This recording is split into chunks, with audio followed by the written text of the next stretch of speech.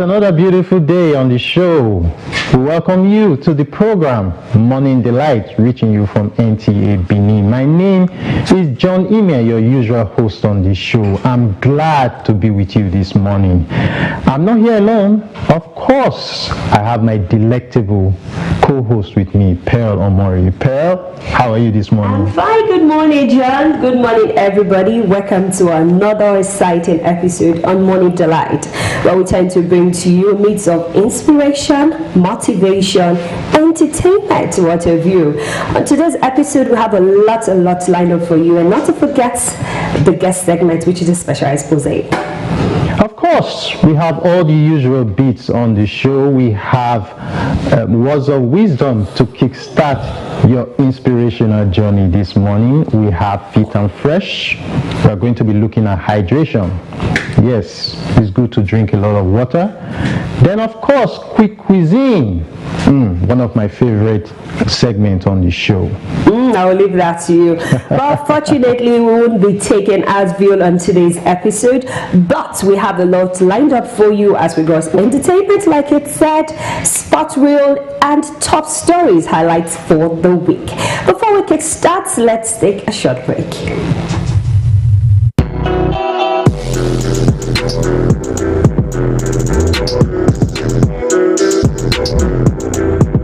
Alright, let's kickstart the show now with our inspirational journey this morning. Let's see words of wisdom.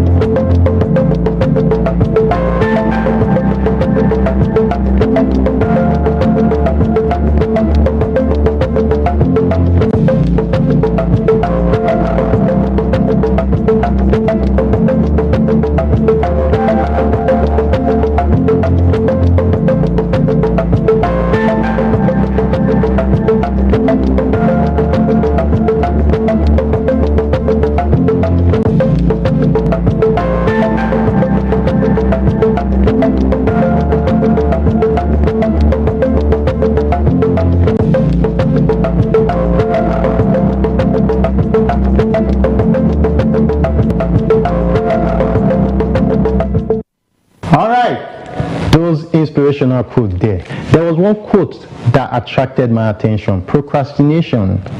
Yes, let's not procrastinate, because any decision we want to do, let's do it today. Now, moving on the show, we have our next beat, which is Fit and Fresh. Yes, on Fit and Fresh, we are looking at hydration. So let's see what hydration means. What does it do to our body?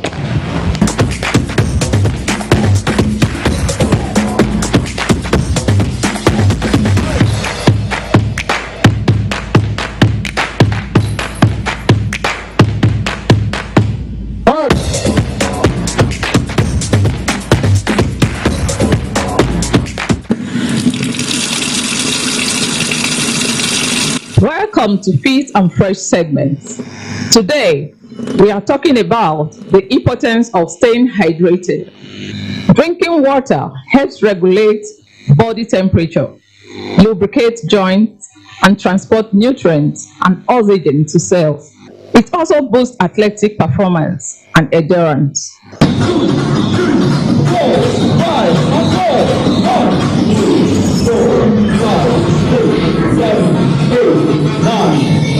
Our dietitian, Uchechi Oku, will take us through.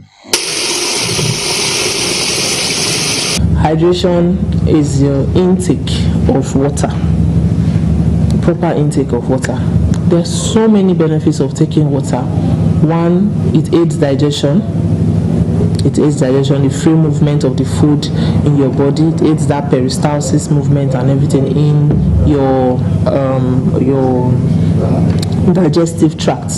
So water is very good. It also helps in filtration. It helps your kidneys to perform its number one job, which is filtration. does not overwork your kidneys. It helps your kidneys to function properly. It helps to move things, nutrients around your body. If you are deficient or you are lacking water, water is a very large component of the blood. So if you're lacking water, the movement of all these nutrients is to be reduced. So water is essential for the normal balance of the human body. If you're having a lack of water, there are so many things that will go wrong. Your organs, a lot of organs depend on your water intake. The body is made up of how many percent water? 70% water, exactly. So if you are depriving your body of this, and this water is coming in as it's going out, you're losing water through sweat, you're losing it through saliva, you're losing it through urine and all that. So as the water is going out, you need to refill. Recommendation for water intake daily is about 8 to 10 glasses, which falls in between 4 to 6 sachets. If I'm to quantify it with a sachet water, about 4 to 6 sachets of water daily. So for somebody that will not take let me say 10 to 20 sachets of water daily, that's an overload. You are overworking, the same way a deficiency of water in the body is overworking the organs, or not allowing the organs in the body to do their job. That's the same way excess water in the body is also overworking the organs. The body works or functions best in a state of homeostasis. Everything has to be balanced at a particular range for everything to work perfectly.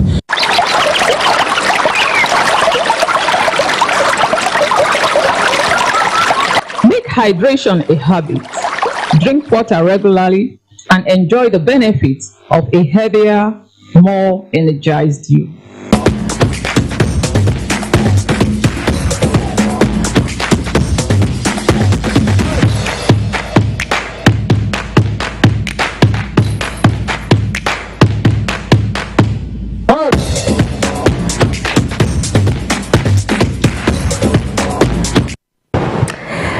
Well, I think that's quite, should I say, insightful.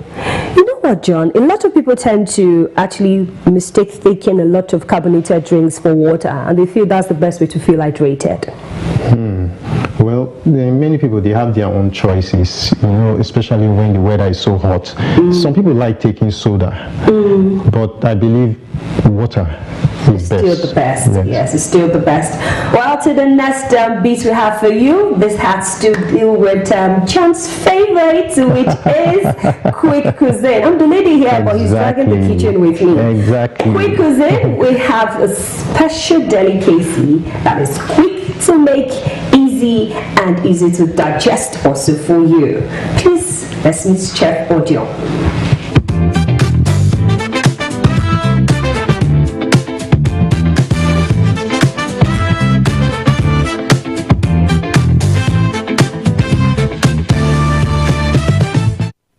Welcome to the Quick Cuisine segment of the Morning Delight show here on NTA. I am Praise Audio. Now today we will be going through the cooking process of stir-fried spaghetti. Without wasting so much time, let's go into our ingredients as displayed here. You can choose any spaghetti of your choice. I'm using my normal fat spaghetti. You can use it slim or the fat, depending on what you want to use. I have my vegetable oil. You can either use soya or groundnut oil, however you want it. I have my eggs. I have my salt, my tomato paste, my grounded pepper, my seasoning, curry and thyme, any brand of your choice. And here I have my vegetable displayed here. We have the green peas, we have the carrot, we have the onion, fresh pepper and fresh tomatoes. Welcome once again to the program.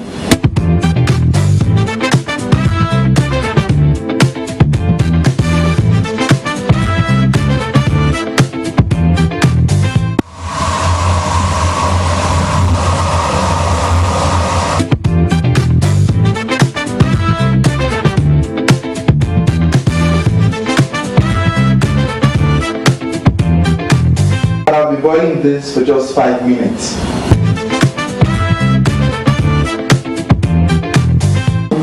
Now we go to adding the spaghetti into the boiling water.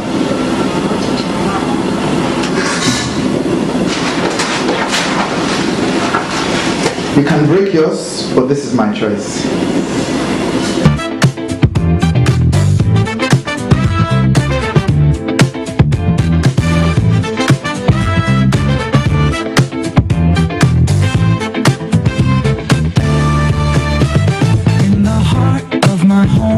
The stove keeps warm. There's a rhythm in the kitchen like a gentle storm. Evergreen dreams in the scent of time. Cooking. Now we are going to fry our vegetables. The second thing to add after adding your groundnut oil is your onion. You add it in gradually and stir, just like this.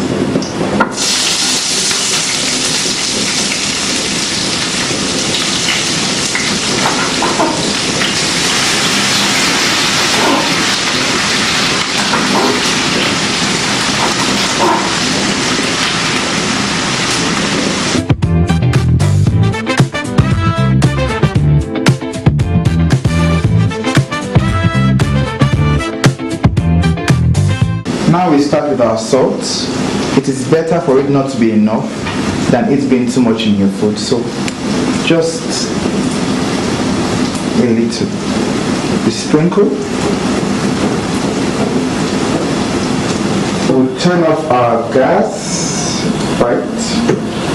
Then transfer these properly fried vegetables to the pot.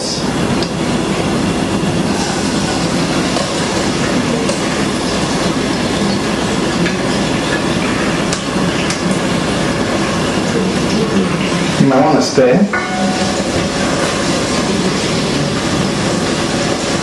Then next our spaghetti is going into the pot. Now you cover it to steam on low heat. To steam on low heat for like a minute or two.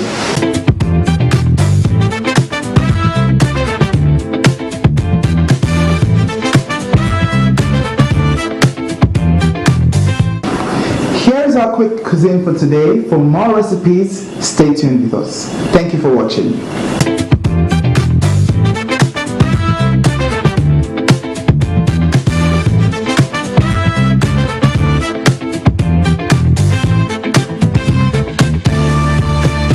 The delicious stir-fry spaghetti, one of the best I have seen. I'm definitely going to try out that recipe. John, I know you're already salivating. Spaghetti is one of my favorites, you know. Every meal is your favorite. Wow, I like food. You love good food. Like we said, we have a special guest coming up the show on you to actually discuss a very important topic which has to do with obeying traffic rules and regulations. But this time around, we're putting it in our zone, Edo State, Benin City. Before we meet with our guest, let's see his profile.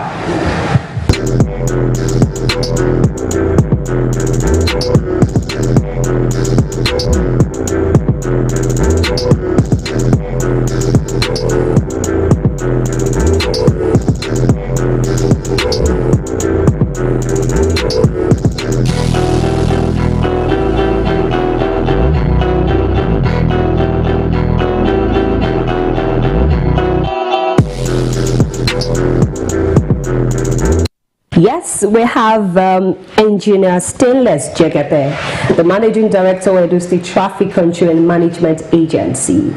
He is in the house. A pleasure to have you in the house, sir. Thank you very much. Good morning. Good morning, my people of Edo State. Good morning, viewers at home. Thank you for having me today. It's a pleasure again, and I think the viewers are eager to hear from you, sir. But before we go, let's hear from Edo Light on the street as regards obeying traffic rules and their views as well. Let's see this bus pop.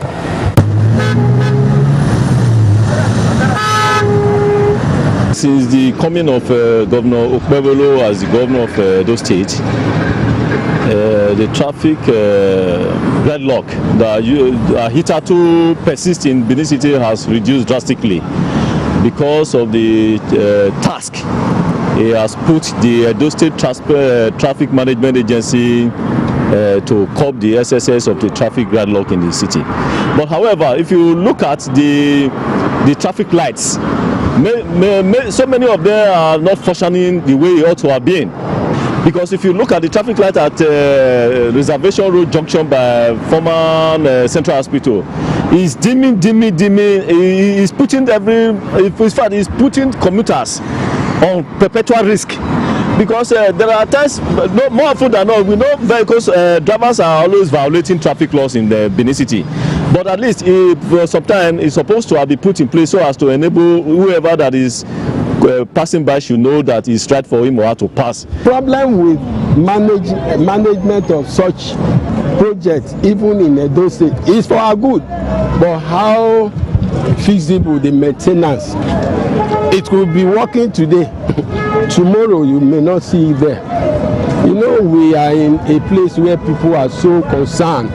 If not my own, it doesn't concern me. We advise the government should put a committee in charge. Daily they go around to check the functionality of this traffic light. Defaulters should be penalized based on how much they could afford. You understand me?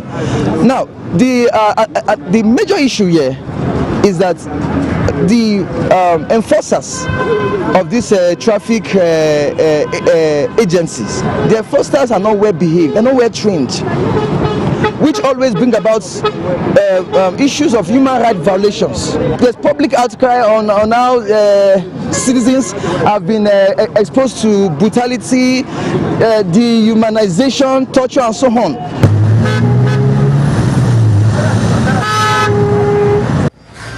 Sir, you've seen the views from people on the street.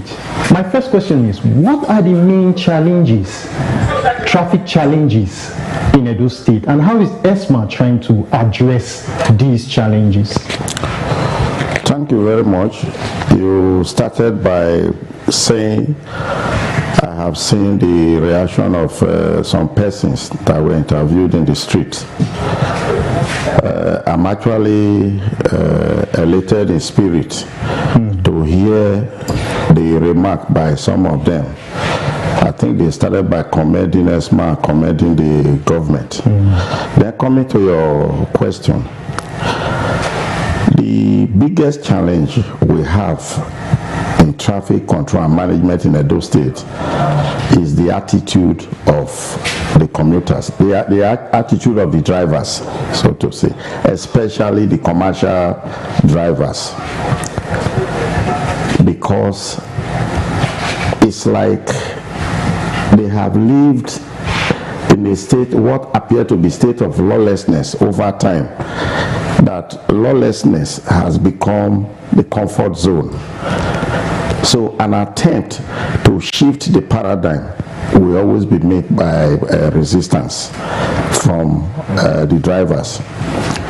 Otherwise, for a government that has put an agency in place to manage traffic, the management of traffic is supposed to be for the benefit of the people, for you to be able to do your business quicker, for you to get to your destination quicker. If there is anybody who is sick and being rushed to the hospital, to be able to get medical attention or get to medical center quicker. So the problem is just the drivers refusing to obey simple traffic rule.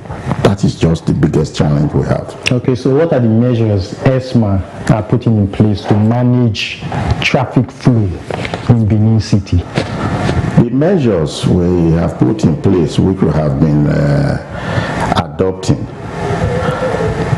When I assumed office, I first went to the streets to sensitize drivers.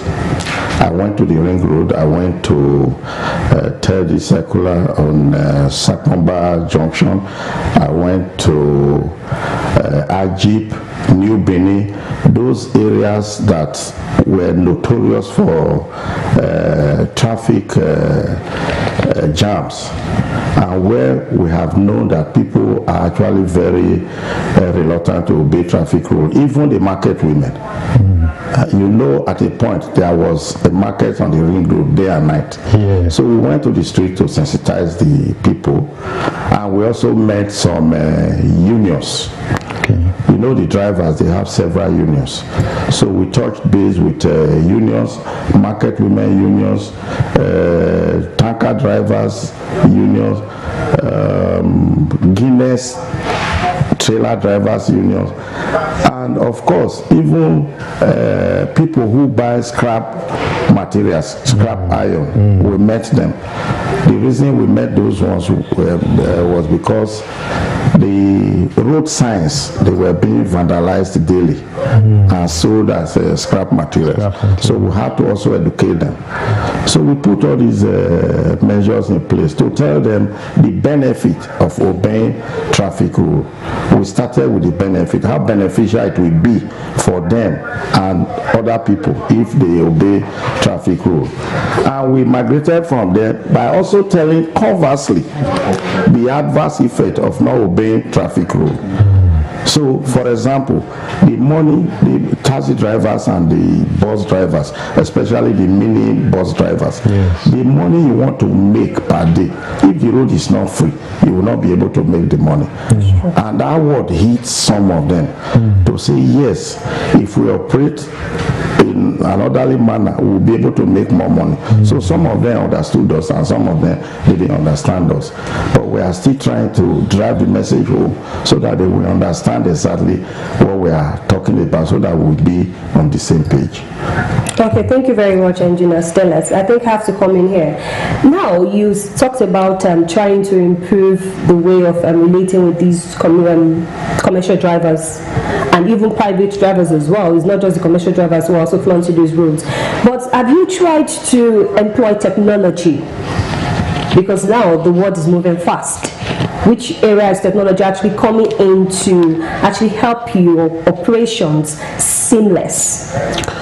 Yes, very, very correct. Those are some of the innovations we have introduced to traffic management. Currently, there is the deployment of the technology that is called SLT. That is a strict liability traffic management system. And the way this technology operates is that it is mostly installed around traffic lights. What it does is to book offenders. It will capture offenders. There are cameras. It will capture offenders, capture the color of the vehicle, the number of the vehicle, the speed at that material time, the time such breach is committed. Impressive. And that system is tied to the licensing office. Is tied to Board of Internal Revenue.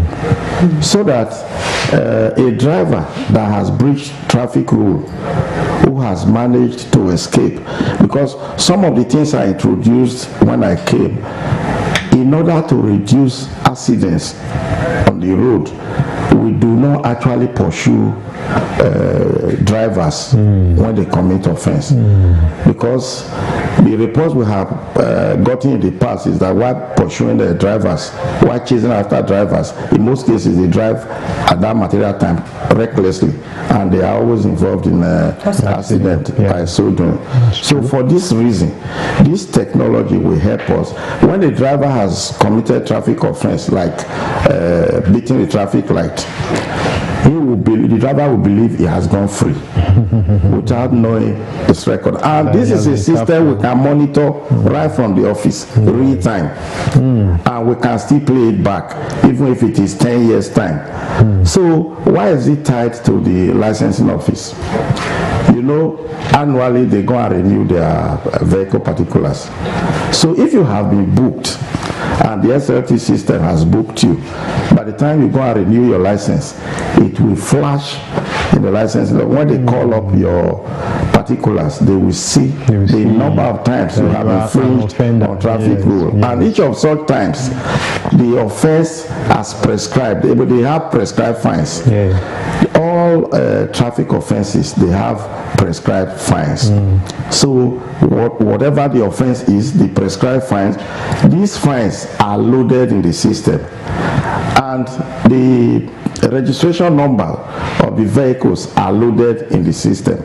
That is why we tie to licensing office and we tie to Board of Internal Revenue, because all the vehicles, the licensing office, they have their database. Okay. So the database is loaded into the system. So the moment it picks an offender, it registers there. When you go and renew your particulars, it will flash what the offense is, the number of times, and the fine that is hanging on the neck of some driver and that vehicle. So you'll be made to pay that fine. Yes. Before you renew your particulars. And of course, for even committing the offense, knowing you have committed the offense and you escape, there is additional fine for that. So we presently we hang cameras around the traffic lights, which is, let me say, manually operated. Let me use that word.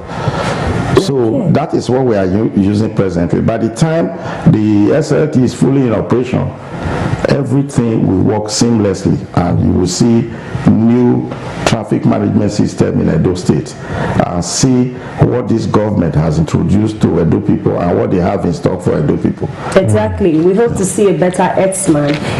You already put the question in my mouth. You said something about manually now. Any challenges trying to still use this new directive, this new operation from the formal way that it was being done? Because now you said you have employed a new MIS using a manual camera. Is there any shortcomings? Because you can't tell me it has not been a seamless process all through. Let me clear that point. When you say new MIS, what is new is the technology system, the SLT. Okay. Before we introduce, actually SLT is a design progression from what we are doing currently. Okay. Where we are using a manual camera to monitor. We hang a camera and it's recording what is happening at traffic light. That is why some of them, when they beat the light, you are able to apprehend them. You say you've beaten the light on so day or so time, they will say it's a lie. Then you play it back for them to see. We had a case, somebody reported us to the police. By the time they played his video for him, or her, let me say her, because it's a woman. It might be difficult for me to even determine whether it's a man or woman because of the appearance. If the woman is watching, she will know why I described her as such. So because those were some of the questions they posed before her. Let me call her now, because eventually we were told she is a woman. So when she saw her driving, she was apologetic, sincerely. So that's what we are doing currently. So she actually paid the fine for that? Yes, you have to pay. You have to go and pay. But one thing is also certain.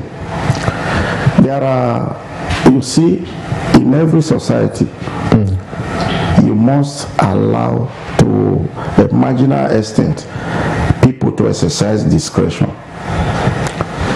So that lady, we even granted some waivers for her because of her because of what happened there, and the police even had to intervene on her behalf. So we actually waived some of the fines for her.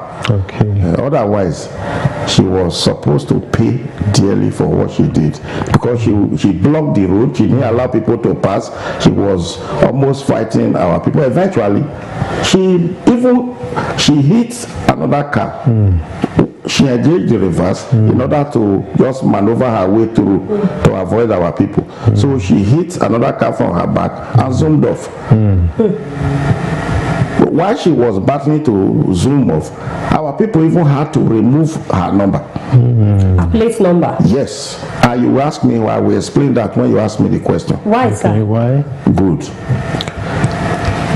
When you try to, firstly, when you commit traffic offense, you are apprehended. ESMA takes over that vehicle. We impound that vehicle. That is the law. We have that power to impound the vehicle. So if we impound the vehicle, we take the vehicle as a whole. Whether it is the number, whether it is the wheel or whatever, it becomes a vehicle under our custody. But in this case, the woman locked up herself in the car, refused to move, pin all her doors. All the doors. She didn't come down, she didn't allow anybody to enter, she didn't agree to move. So there was chaos right there. So what we could do was, because she had actually escaped from the traffic light where you have the camera. So what we could do was take the number so that we'll be able to trace her. Okay. And we'll be able to identify her. And she will have something in our custody that would make her to come back to us. So eventually she was the one that even went to the police station. So that was how the issue was resolved. Because when we take over a vehicle, when we pound a vehicle, we can't pound a vehicle and leave the steering somewhere. No. So we take the total vehicle, except where it is not possible for us. Okay. We must have something that is in our possession, because that vehicle entirely is supposed to be in our possession. Okay, sir. We want to know, how is ESMA actually collaborating with other agencies like the FRSC and even the general public? Sincerely, we have very, very cordial relationship and good synergy with sister agencies. Okay. E.g., the Federal Road Safety Corps, the Edo State Security Corps, the ESTA, New Edo Line, all of them, we have very good synergy with them. Even some of the driver unions, we have good synergy with them. That is why some of the times you see some drivers or some unions coming to the road while they are majorly, actually, they are concerned with their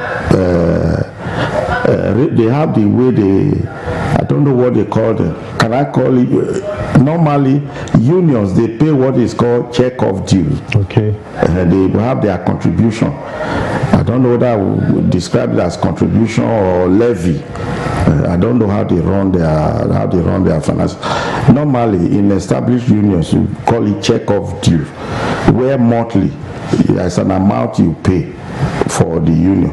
But I'm aware the drivers, some of them, they pay daily. I don't know whether they wait for monthly. I think they feel it's easier for them to get their money monthly. So while they are doing that, they also assist us in cautioning their men when they park where they are not supposed to, e.g. the ring road. Okay. So some of the times we report to them to say, we do not want to enter confrontation with your union. You better find a way to caution your members. Tell them not to park in so area or so area, because within a specified period of time we will start enforcement, we will impound their vehicles, and some of the times you now have confrontation with drivers on the road or their unions. So in that aspect, they collaborate with us very, very well. So we are a good synergy. We are working together. The unfortunate thing is that there is no way you can read the society of deviants. There are habitual deviants. For example, irrespective of how stringent you may think capital punishment is, as ascribed to armed robbery, you ask me today, is there no armed robbery? Okay. So you cannot eliminate all deviants in the society. Irrespective of how stringent the law is, there must be habitual deviants. So that is why some of them, they don't obey the law. The unfortunate thing is that the quantum of them that are actually not ready to obey traffic rule, they are getting more. They were more anyway. That is why we embarked on that enlightenment training. If not for that campaign and that education, they would have been increasing, but they are reducing daily. Okay, thank you very much, sir. One of the background reports we played before we started this interview, you notice one of the respondents said something about he doesn't understand the traffic lights. The light will just be blinking. Sometimes show yellow, show red, and they don't even know what to do. Tend to find themselves confused behind the wheels. Any suggestions on how people should be able to comport themselves and work hand in hand and drive in accordance to avoid these offenders on the road as regards this traffic light?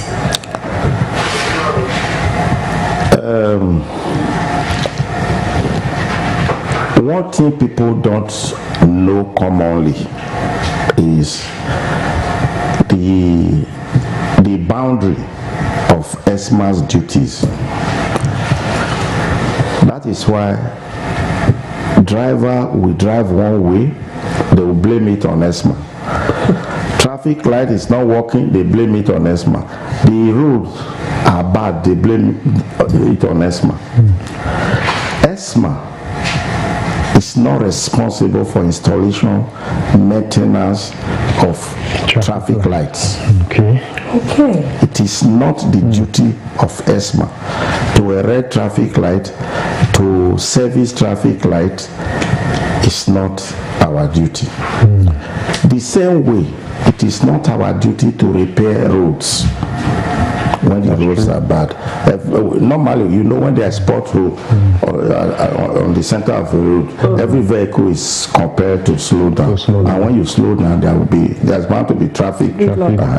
So when gridlock starts emanating, we start to control and try to decongest the road. So it is not our duty to repair road. It's not our duty to repair light or install light. But the role we play there, when we observe it not functioning, we report to the agency concerned. We have deliberately and of course regularly, when I say regular, let me use the word periodically, so that people may not want me to define regularly or periodically. So I choose to use the word periodically. Periodically, we go around the streets to take inventory of lights that are functioning and the ones that are not functioning. And we also go as far as to want to identify how to describe when you say not functioning, so that the agency concerned, when we submit report to them, at a glance, they will be able to understand what we are talking about. In case they want to mobilize a contractor to do that repair, at least they will have idea of what they are going to tell the contractor to do. For example, when you say traffic light is not functioning, it also raises so many questions. What do you mean by not functioning? There is the one that will pass one side, count from 100 to 0, and start from 100 again. Okay. What's that? Wow. There are some of them that function like that. There are some of them where one side has passed twice, one side is still waiting. Okay. So you must identify what fault are you actually reporting. So we go down to do all these observations and report. You ask, what is the cause of that? It's just malfunction. A human being, you can fall sick at any time. The same thing with electronics and anything. Anything can go bad at any time. So I think that is why you can find such lights. Then there are either by error of parallax or by a calibration error.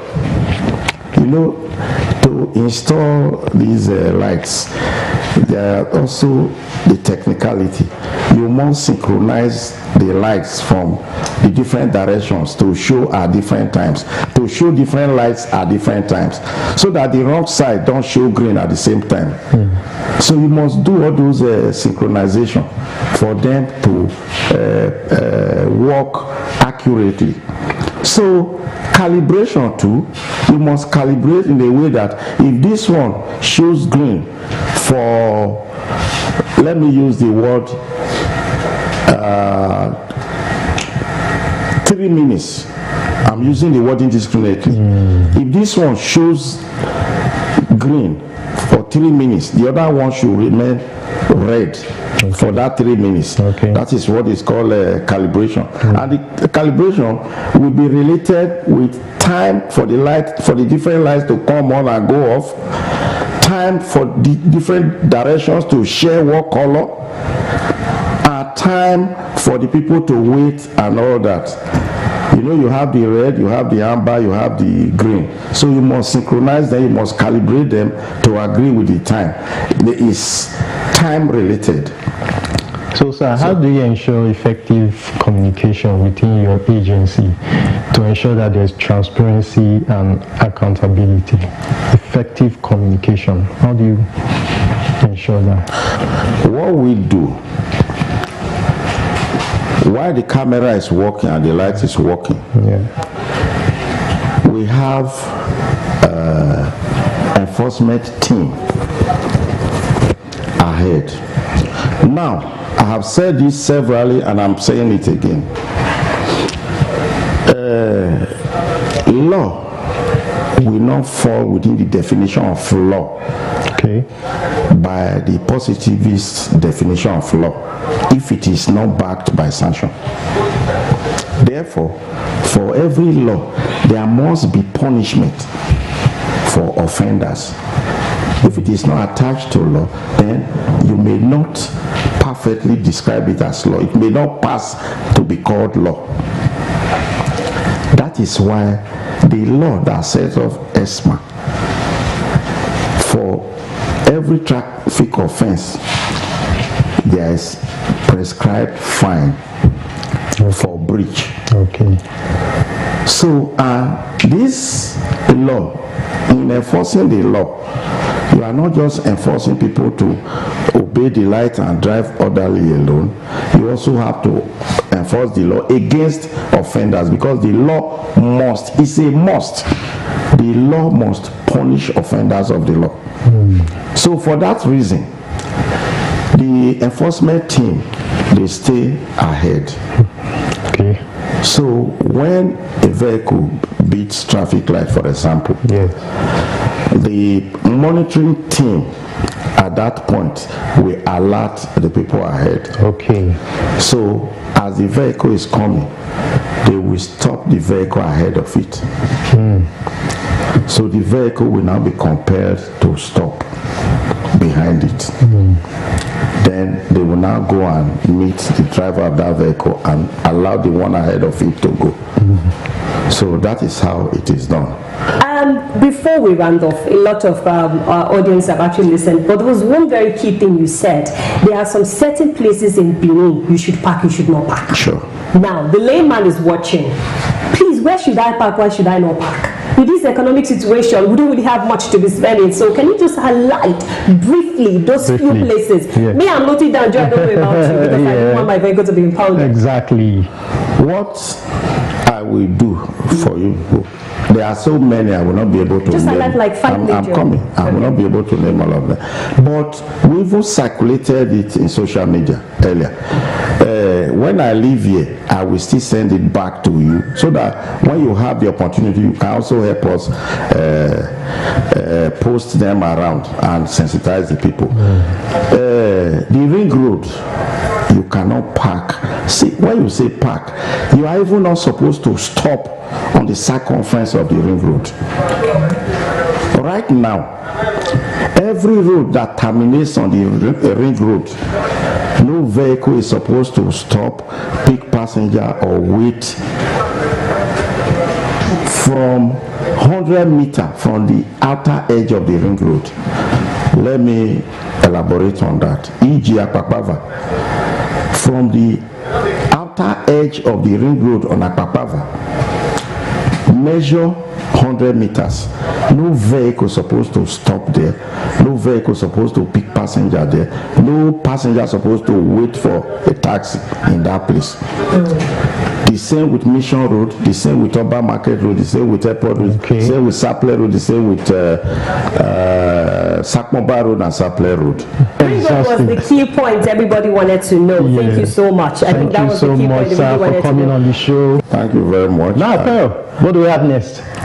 I think that is up your sleeves, which is entertainment. So tell us what we have. All right, we have all the juicy news from our local and foreign entertainment. Let's see entertainment news.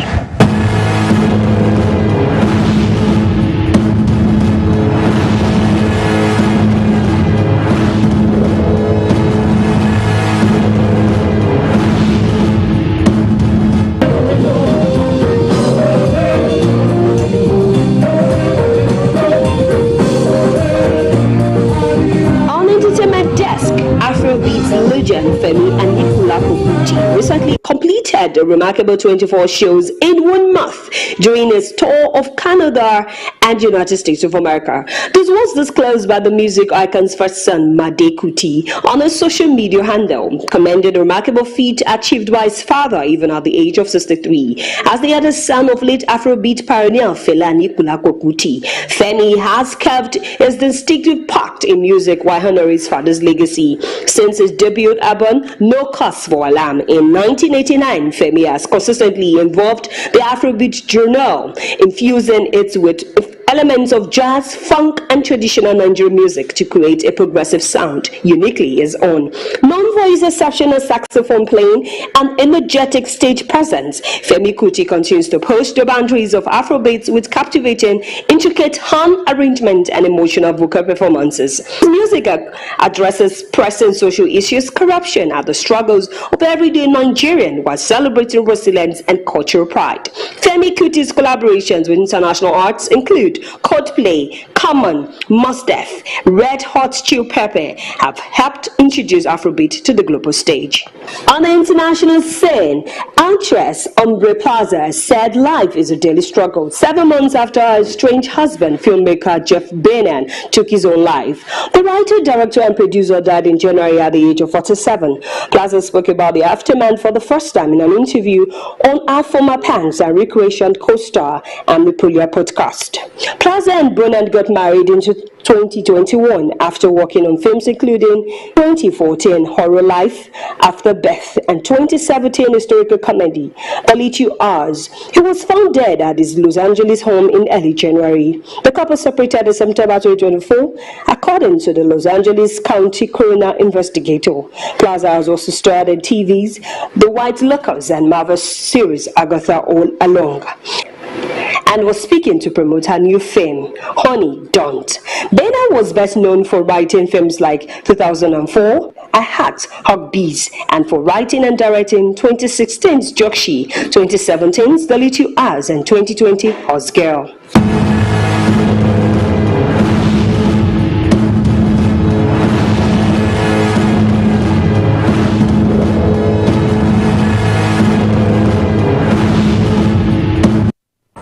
Up next is our top stories for the week.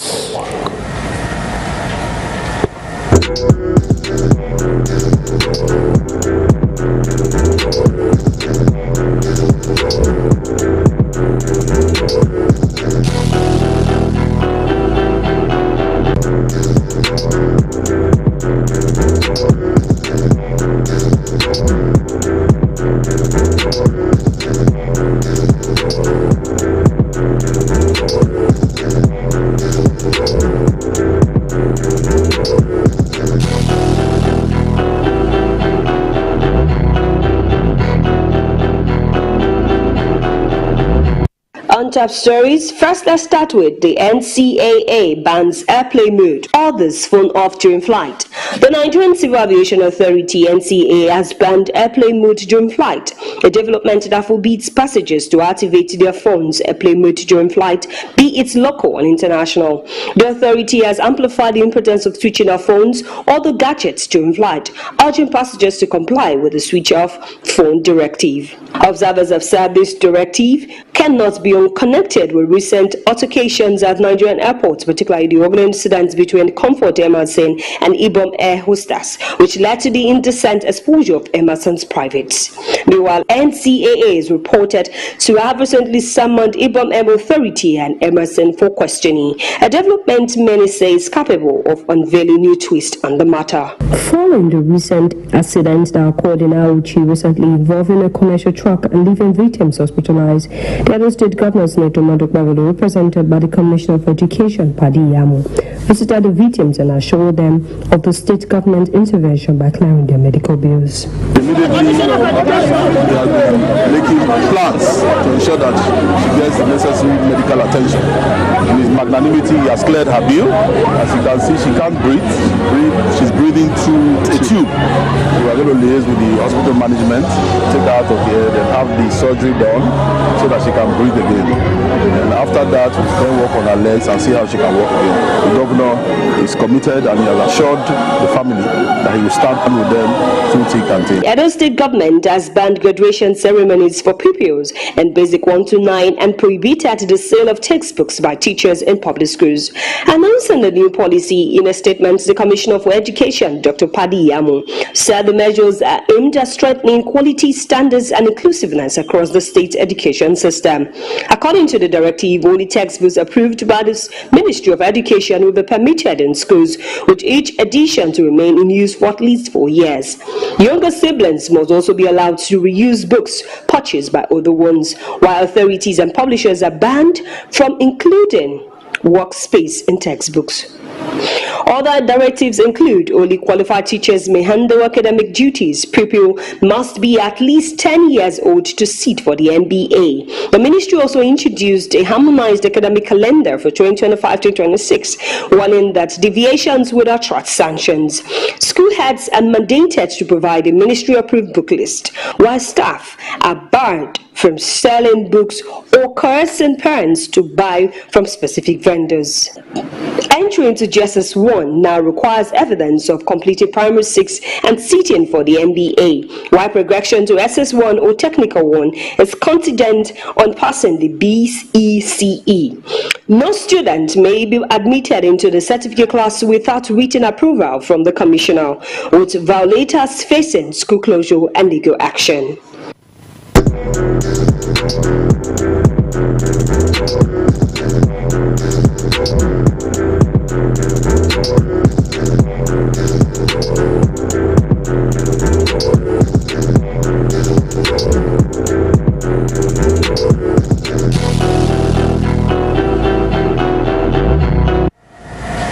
To our sports enthusiasts, this one is for you.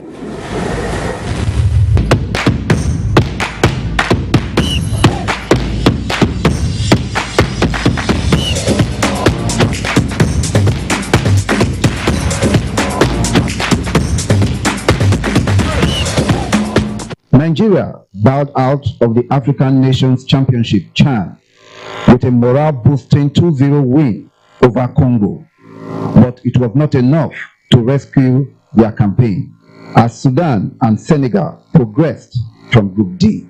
The result, sealed by goals from Anos Yusuf and Sikiru Alimi, restored some pride for the Super Eagles after back-to-back defeats had condemned them to an early elimination. Congo, who needed a win to keep their own hopes alive, were left devastated, finishing bottom of the pool. In the other match played, Sudan and Senegal settled for a draw, as the result saw both nations reach the quarterfinals with 5 points each.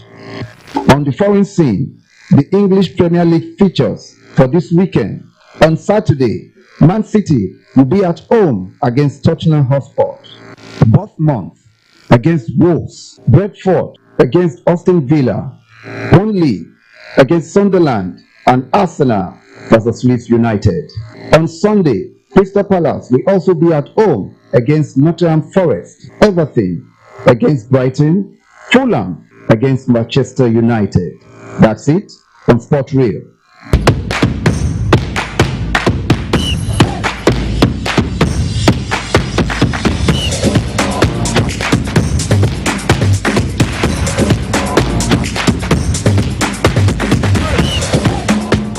All right, on that beautiful sporting note, we have come to the end of another exciting edition of Morning Delight. We are glad that you have spent your time with us. Don't forget to follow us on all our various social media handles. Pearl? Yes, and Morning Delight repeats every Friday, 10 a.m. NTA Benin Channel 7. In case if you missed the first episode, like I said, it's streamed live on our YouTube channel, NTA Benin. And do not forget to follow our social media page, especially on Instagram, Morning Delight on NTA Benin. All right. Till we see you same time, same station next week. My name is John Ime, and I'm still Pearl Omoyi. We say stay delightful. Bye.